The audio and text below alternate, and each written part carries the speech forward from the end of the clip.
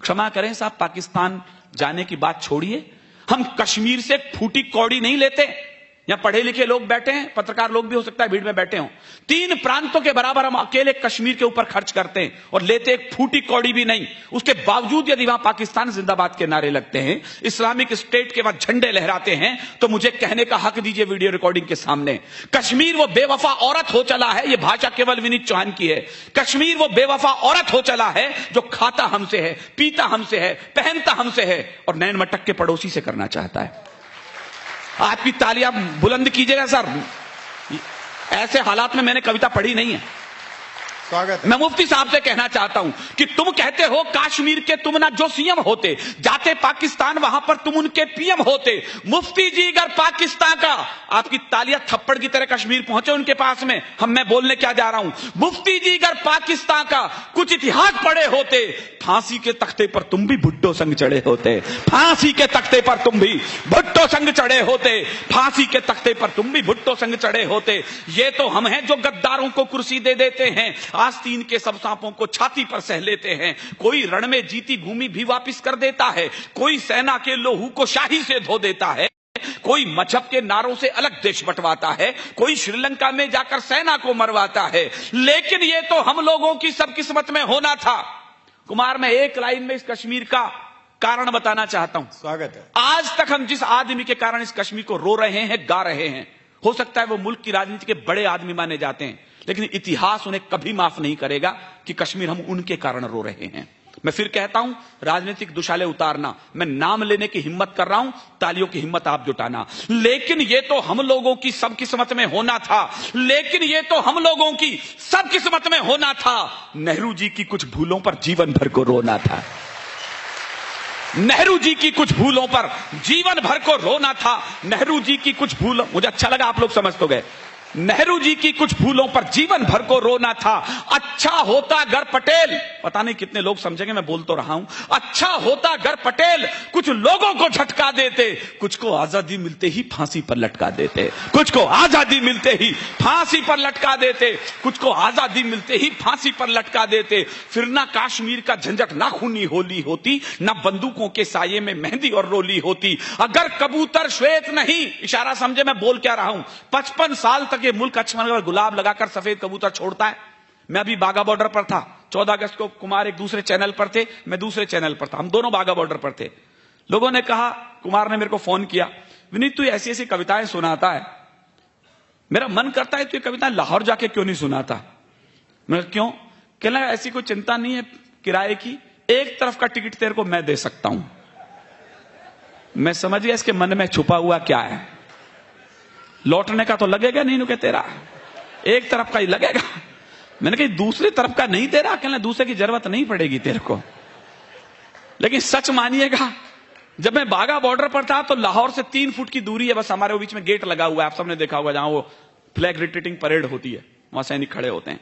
तो पहली बार मेरी पत्नी ने मुझे कभी नहीं रोका कि कौन सी मैंने कहा जो उत्तर दिया, सच मानिएगा मैं सरस्वती के बेंच पर खड़ा हूं, ये कहा यही उत्तर मैंने ऋचा को दिया। मैं कहा बड़ा तारीफ करती हूं जब कोई सैनिक मर जाता है, सैनिक शहीद हो जाता है, एक बार यदि कलम का सिपाही शहीद हो जाए तो परवाह क्यों कर रही हो। मैंने कहा अगर कबूतर श्वेत नहीं हम गुरु के बात छोड़ देते, इशारा समझे मैं बोल क्या रहा हूं, अगर कबूतर श्वेत नहीं हम गुरु के बात छोड़ देते तो लाहौर कराची को हम दिल्ली तलक जोड़ देते, तो लाहौर कराची को हम दिल्ली तलक जोड़ देते। हमने सिखों को, सरदारों को चुटकुलों की कौम बना के छोड़ दिया साहब।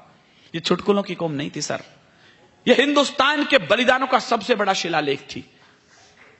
हमारे आंकड़े बताते हैं, आजादी की अपनी तालियों को सहेजिएगा, अच्छा लगे तो बड़ा करना। आंकड़े बताते हैं 123 ऑथेंटिक फांसी हुई है स्वाधीनता के संग्राम में। आपकी तालियां शहादत को शायद बड़ा करें। 83 बेटे सिख मां की कोख ने दिए थे उसके लिए।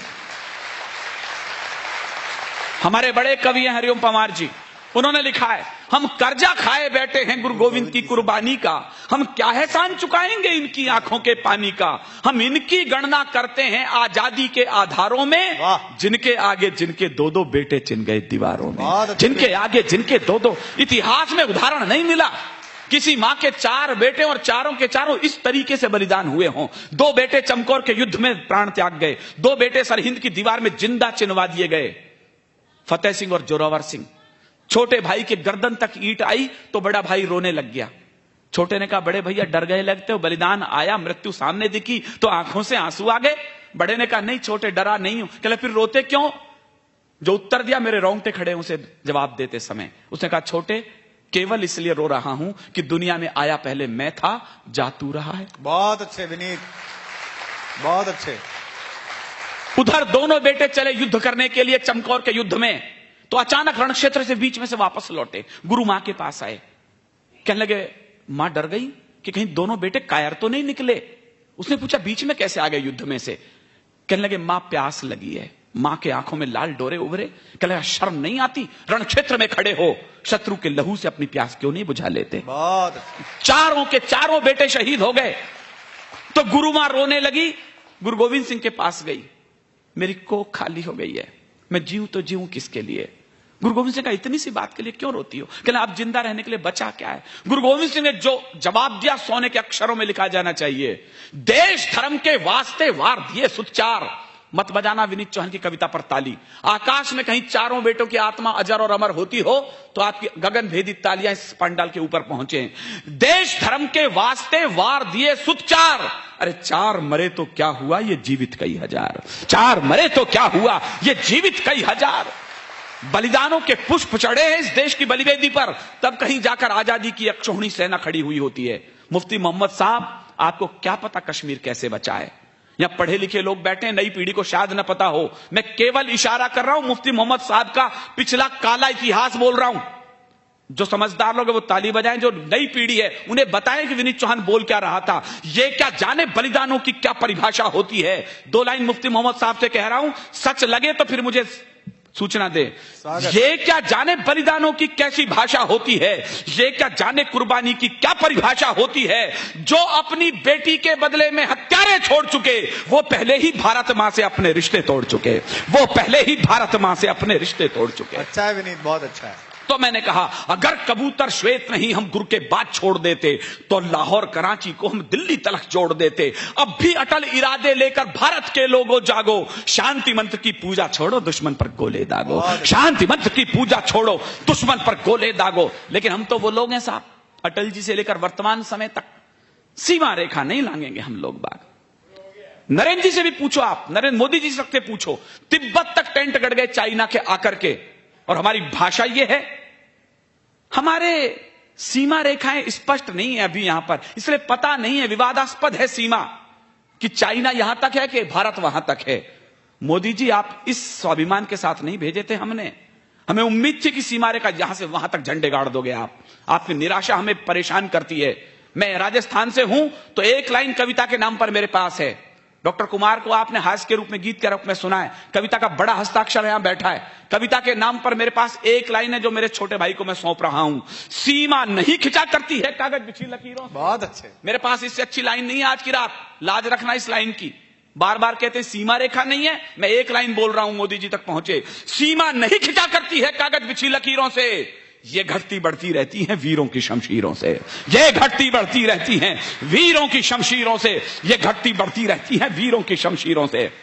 हमारे बेटों के सर कट के पड़ोसी मुल्क में जाने शुरू हो गए और हमारी छाती में क्रोध की ज्वाला नहीं जगी।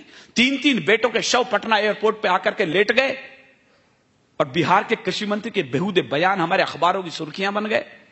उस दिन मैं और कुमार दोनों हम उस दिन पटना में थे, तो वहां के कृषि मंत्री से लोगों ने कहा कि ये तीनों बेटे तिरंगे में लिपट कर आए हैं, इन्हें श्रद्धांजलियां दे दो, प्रणाम कर लो, अंतिम बार आए हैं। कृषि मंत्री ने जो बयान दिया, मुझे बोलते शर्म आएगी, आपको सुनकर शर्म आएगी। कृषि मंत्री बोलते हैं बिहार के, किस बात की सलाम, कैसी श्रद्धांजलि, उन्हें तो मरने की तनख्वाह देती थी गवर्नमेंट। यह हिंदुस्तान के एक प्रांत का कृषि मंत्री बोल रहा है। विनीत चौहान ने तुफैल की 2 लाइन उसी दिन श्री कृष्ण ऑडिटोरियम में कोट करी। मैं आपके हाथों में फिर गुस्सा देखना चाहता हूं। सियासत का नशा सिमतों का जादू तोड़ देती है, हवा उड़ते हुए पंछी के बाजू तोड़ देती है। शायद आपकी तालियों के बाद फिर कर्णपट्टी के पास पहुंचे। मैं उस मंत्री से बोलना चाहता हूं, सियासत का नशा सिमतों का जादू तोड़ देती है, हवा उड़ते हुए पंछी के बाजू तोड़ देती है। और सियासी भेड़ियों, थोड़ी बहुत गैरत जरूरी थी, तवायफ तक किसी मौके पे घुंघरू तोड़ देती है, तवायफ तक किसी मौके पे घुंघरू तोड़ देती है। एक ही समाधान है हिंदुस्तान के पास, कोई दूसरा समाधान टेररिज्म का नहीं है।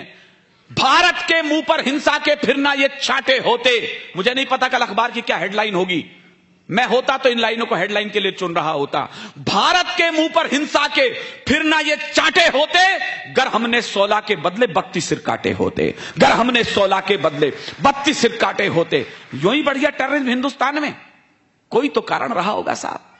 10 लड़के चले पाकिस्तान से, पूरी फिल्म बन गई उसके ऊपर, कितनी बड़ी घटना मान लिया है उसको। 10 लड़के एक छोटी सी बोट में बैठे, पूरा गुजरात का समुद्र क्रॉस करा और बंबई में जाके ताज होटल में हमले कर दिए। मेरा मानना है यह घटना तब तक नहीं हो सकती जब तक कि हमारे यहां का कोई गद्दार उनके साथ शामिल न हुआ हो।